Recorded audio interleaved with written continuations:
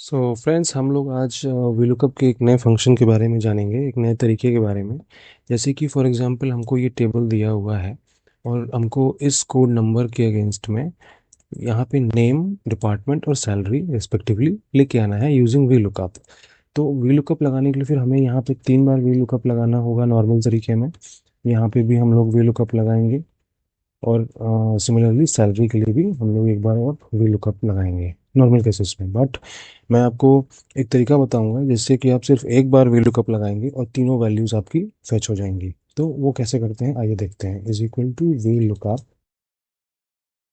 और फिर हम उसके बाद इस अपनी वैल्यू को सिलेक्ट करेंगे, कॉमा लगाएंगे और फिर अपनी रेंज को सिलेक्ट करेंगे और फिर उसके बाद इंडेक्स नंबर जो हमको चाहिए।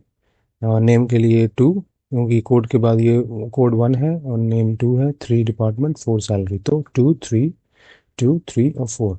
तो हम लोग कर्ली ब्रैकेट्स में 2 3 और 4 को डाल देंगे और इसके बाद फॉर एग्जैक्ट मैच हम लोग यहाँ पर एक 0 डाल देंगे और ब्रैकेट्स को क्लोज कर देंगे और प्रेस एंटर। और ये हमारा 1003 के अगेंस्ट में नेम, डिपार्टमेंट और सैलरी आ गया है, जो कि ये है। Okay, thank you.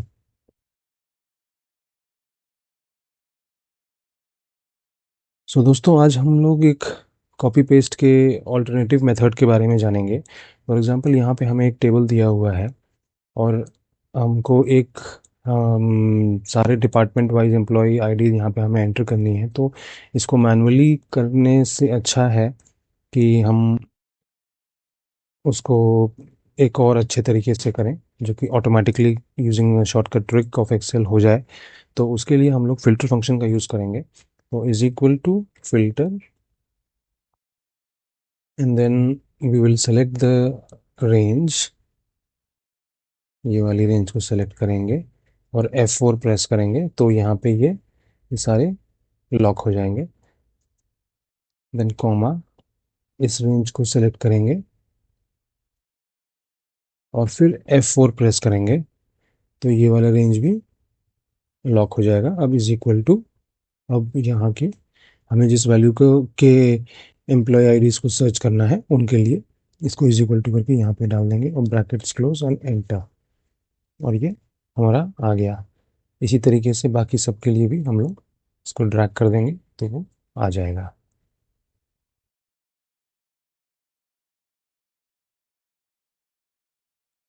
So friends, आज हम लोग कंडीशनल फॉर्मेटिंग के बारे में जानेंगे कि कंडीशनल फॉर्मेटिंग का हेल्प करके हम बॉर्डर्स कैसे क्रिएट कर सकते हैं। फॉर एग्जांपल हम लोग नॉर्मली बॉर्डर्स जो है वो इस तरह से क्रिएट करते हैं, लेकिन इसमें प्रॉब्लम ये है कि हम लोग जितना कंटेंट है उतने बॉर्डर्स नहीं क्रिएट कर पाते, बल्कि कम या ज़्यादा कर लेते हैं।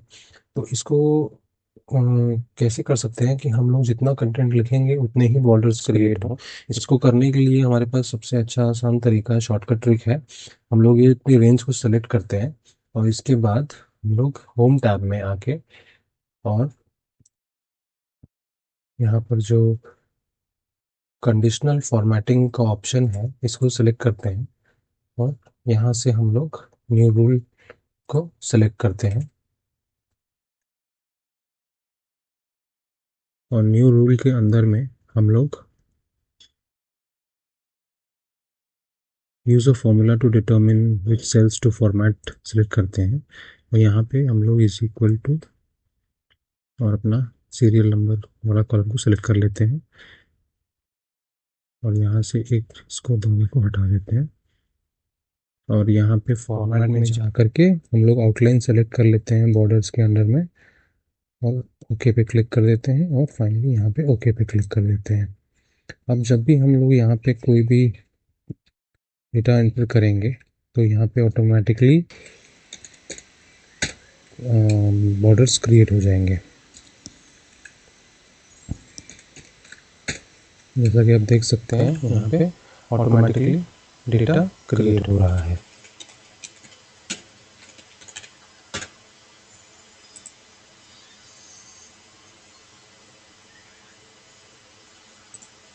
सीरियल नंबर्स हम लोग कैसे एंटर कर सकते हैं एक ऐसे इस तरह के एक्सेल टेबल में, जिसमें कि एक फॉर एग्जांपल ये इस डिपार्टमेंट क्वालिटी कंट्रोल डिपार्टमेंट है, जिसके अंडर में ये आईडी और ये नाम के लोग काम करते हैं, और ये सेकंड डिपार्टमेंट है जिसमें ये एम्प्लॉयज़ काम करते हैं। हम लोग चाहते हैं कि इन सब सीरियल नंबर्स को हम लोग सीरियली फिल कर सकें। यहाँ पे 1 2 3 4 एंड देन यहाँ से 5 6 7 8 स्टार्ट हो जाए, ताकि एक सीरियल मेंटेन रहे। तो इसको हम लोग कैसे कर सकते हैं वो हम लोग समझने की कोशिश करते हैं। तो फ्रेंड्स, हम लोग इसमें सबसे पहले यहाँ से लेकर के यहाँ तक की रेंज को सेलेक्ट कर लेंगे, एंड देन हम लोग कंट्रोल प्लस जी को प्रेस करेंगे, और कंट्रोल प्लस जी को प्रेस करने के बाद स्पेशल्स पे जाएंगे, ब्लैंक्स को सेलेक्ट करेंगे,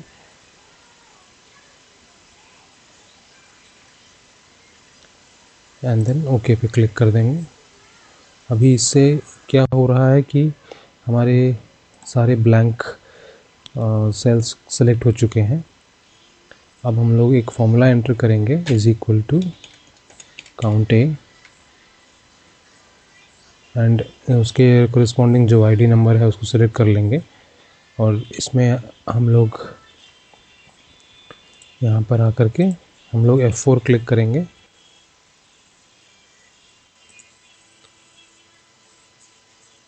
कोलन B4, सेम उसी तरह का इसको फिर से कर सकते हैं। इसको हम लोग एक बार और देख लेते हैं, is equal to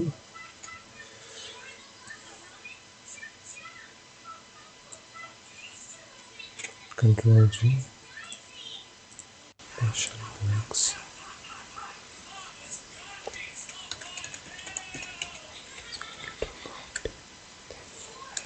colon select करेंगे, और इसको फिर यहाँ पर आकर के हम लोग F4 क्लिक करेंगे,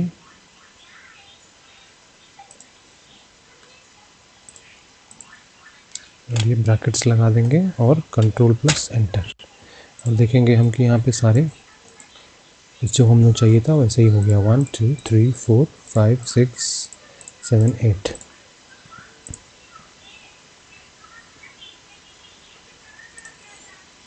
नेक्स्ट फॉर एग्जांपल सपोज़ हम लोग यहाँ पे जनवरी के सेल्स के रिकॉर्ड्स हैं सारे एम्प्लॉयज़ के, यहाँ पे फरवरी के सेल्स के रिकॉर्ड्स हैं, यहाँ मार्च के सेल्स के रिकॉर्ड्स हैं सारे एम्प्लॉयज़ के, यहाँ अप्रैल के सेल्स के रिकॉर्ड्स हैं एम्प्लॉयज़ के।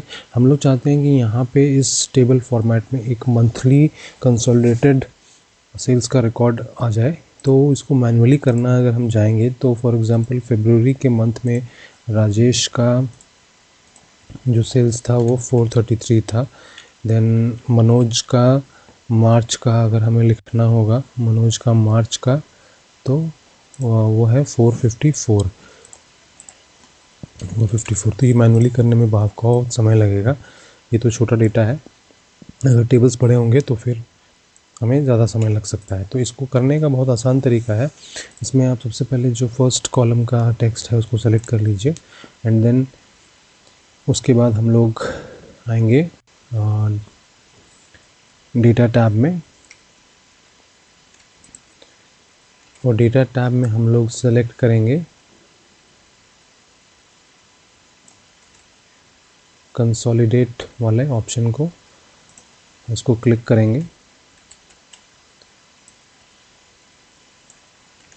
तो यहाँ पे हम लोग सबसे पहले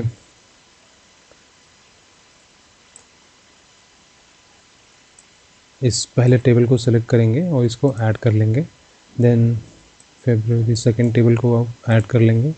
देन सिमिलरली थर्ड टेबल को एंड फोर्थ टेबल को सिमिलरली ऐड कर लेंगे।